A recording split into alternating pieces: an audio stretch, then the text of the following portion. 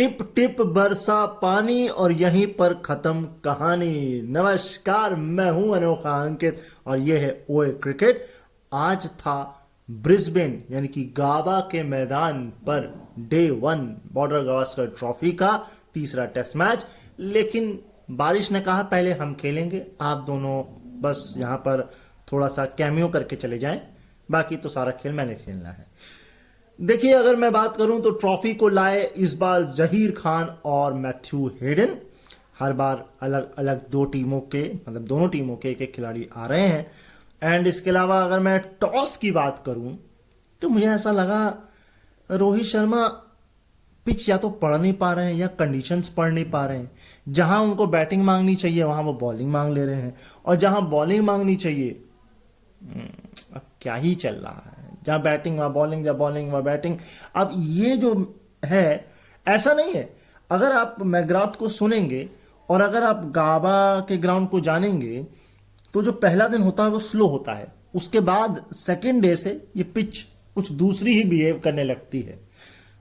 खैर, अब दूसरी प्रॉब्लम ये है कि मुझे तो यही नहीं समझ में आ रहा है इंडियन बॉलर भटक क्यों रहे हैं।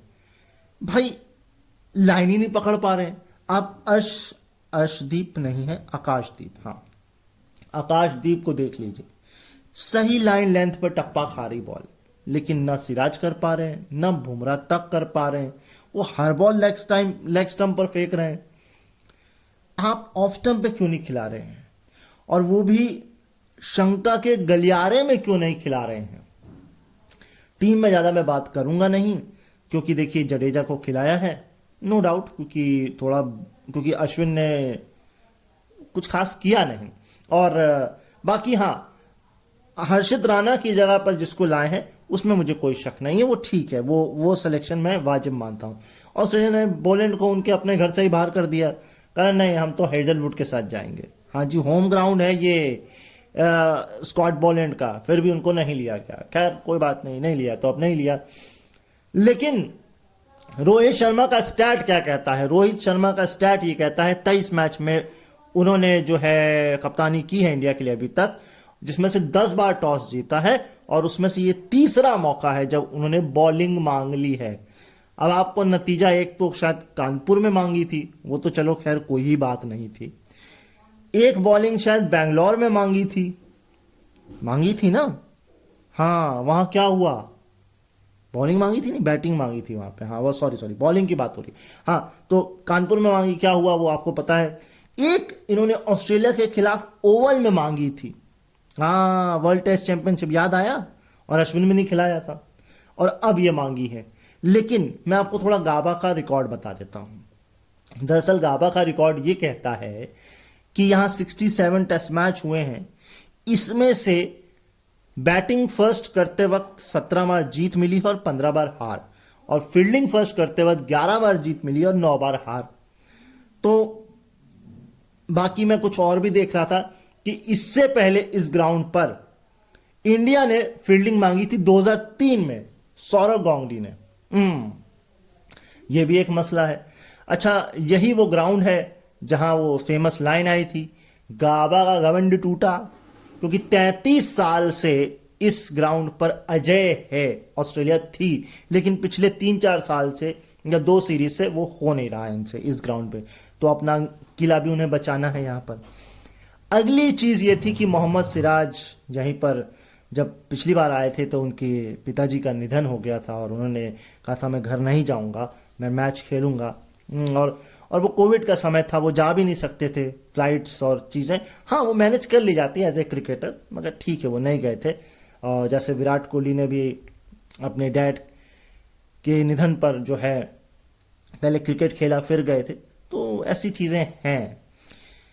लेकिन इंडिया ने बॉलिंग मांगी क्यों?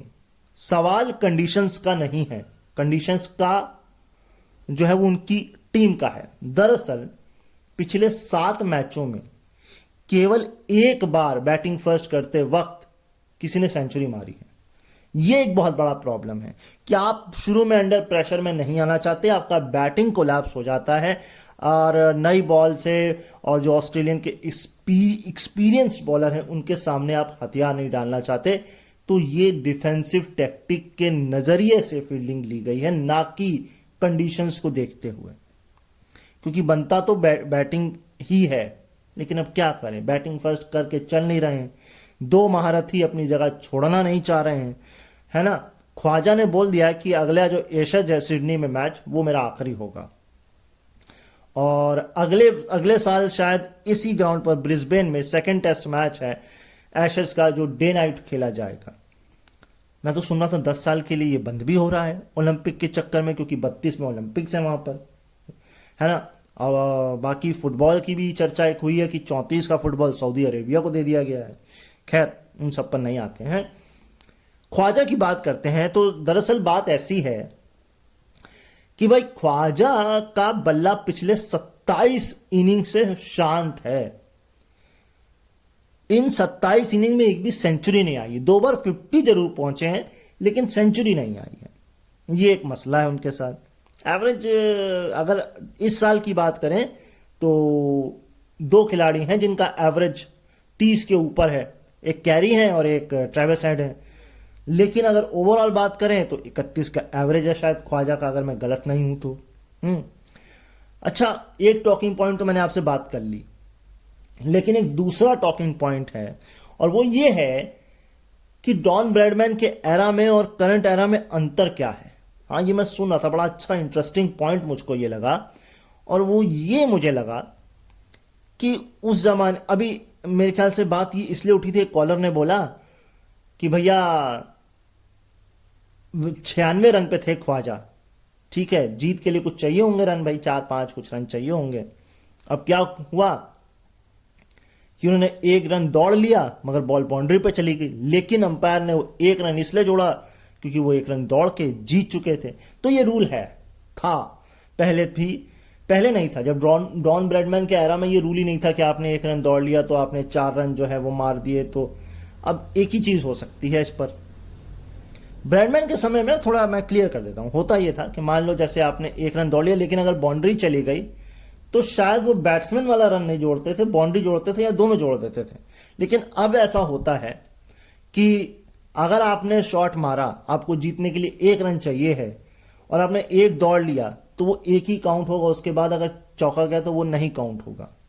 ऐसा है। तो ऐसा ही कुछ एक बार ख्वाजा के साथ हुआ था। अब तो या तो यही हो सकता है कि आप शॉट मारे और आपको इतना कॉन्फिडेंट हो कि भैया चौका ही जाएगा, 50 और 100 की बात हो रही है। और हाँ, अगर आप किसी ऐसे खिलाड़ी के साथ खेल रहे हैं सामने जो आपको फूटी आंख नहीं सुहाता, वो कहता है मैं तो अपना रन पूरा ले रहा हूं, तुम वही खड़े रहो। तो ये भी हो सकता है। खैर, ये टॉकिंग पॉइंट था। लेकिन हर्षा भोगले ने भी एक बात बोली। एंडी बिकल आपको ब्रिस्बेन के मैदान पे वो जरूर खेलते हुए नजर आए होंगे एक समय पर, क्योंकि वो उनका होम ग्राउंड है, और वो भले सीरीज ना खेलते हो लेकिन ब्रिस्बेन का टेस्ट मैच जरूर खेलते थे, है ना। अच्छा, एक मैंने पॉइंट और पिक किया, सुनील गावस्कर। बड़ी अच्छी बात बोली, और मैं उनको जितना सुनता जा रहा हूं बड़ा अच्छा लगता चला जा रहा है। एक तो गोल्फ की बड़ी चर्चा हुई, 2 जगह गोल्फ की चर्चा हुई। खैर, मुझे गोल्फ में इंटरेस्ट नहीं, और मैं आपको भी उसकी बात कुछ नहीं बताने वाला। बात दरअसल क्रिकेट की है। आप एक फुटेज जाके देखिए, है ना, यूट्यूब पर। सुनील गावस्कर ने ब्रिस्बेन के ग्राउंड पर बॉलिंग कराई है। हाँ, मैं खुद हैरान हो गया। वो भी बाउंसर फेंकी है भाई, 9 ओवर शायद बॉलिंग कराई थी, और 9 ओवर में शायद बाउंसर ही लगभग फेंकी उन्होंने। तो जाकर एक बार उसे भी यूट्यूब पर चेक करिएगा, है ना। अच्छा लगेगा आपको कि भाई सुनील गावस्कर बॉलिंग करा रहे हैं, वो भी ऑस्ट्रेलिया के खिलाफ ब्रिस्बेन में, बाउंसर।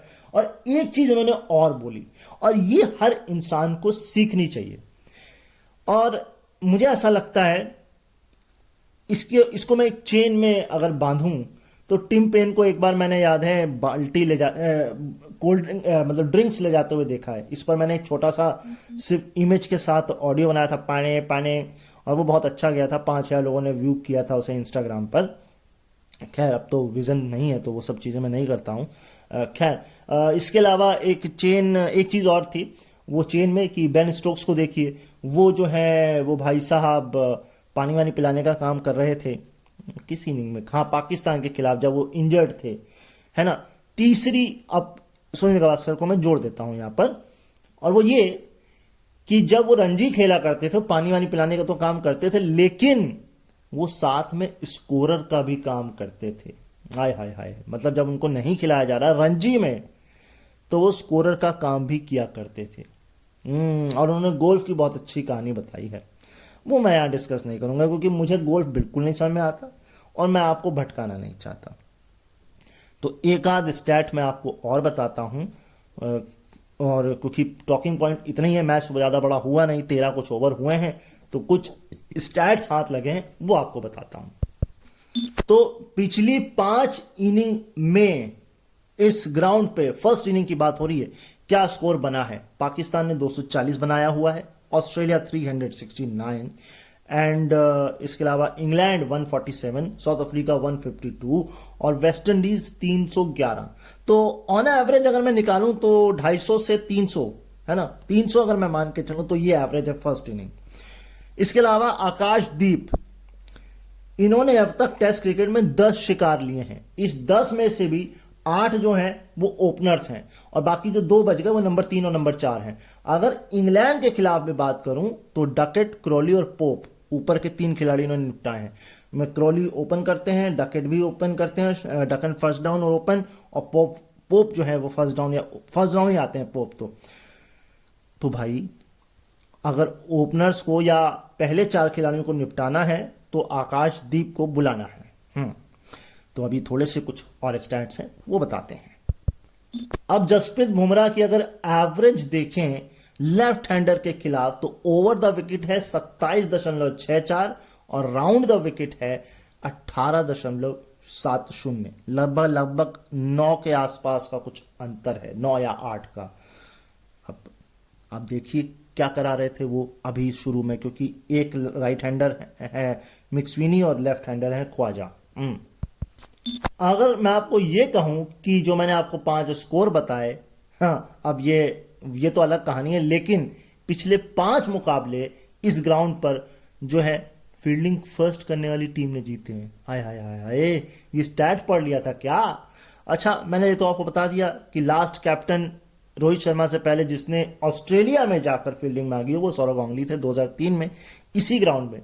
लेकिन अगर ये मुझे कंफ्यूजन है कि 9 ऐसे इंस्टेंट हुए हैं जब फील्डिंग मांगी। अब ये ओवरऑल है, ओवरऑल तो नहीं होगा, ऑस्ट्रेलिया में होगा इंडिया का, जिसमें 4 हारे हैं और 4 ड्रॉ हुए हैं, यानी जीत तो नहीं मिली है फील्डिंग करते वक्त।